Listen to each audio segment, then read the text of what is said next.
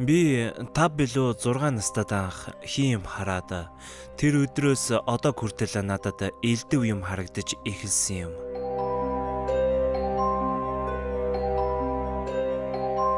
Эдгээр олон зүйлүүдээс нэгийг нь та бүхэнд ярьж өгье. Манайх 1-р хорооллын 9 давхрууд болох нэгэн байранд олон жил амьдарч байгаа айл. Нэг өдөр хичээлээ тараад ирээд гэрээ цэвэрлээд коридортоо сууж байлаа. Өдөр байсан болохоор жижиг өрөөний цонхноос тусах нарны туяа коридорын шалан дээр тусаж байв. Шал руу хараад сууж байтал жижиг өрөөнд хүний алхах сүдэр тусч өнгөрлөө.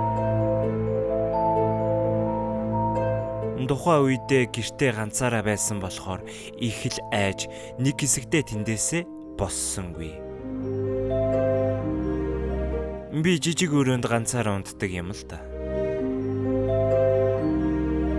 Нэг шөнө унтаж байтал сэрээд гинэт нүдэ нээгээд хартал над руу тонгоогоод харцсан цагаан юм зогсож байлаа.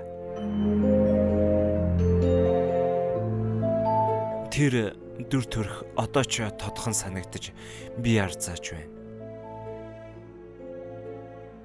Миний өрөөнд бурхан болоочийн ман зураг бараг 10 жил өлгөөтэй байсан.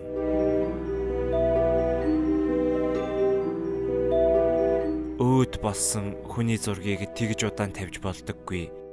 Өөрийгөө хараад би амьд юм байна гэж боддог гэсэн.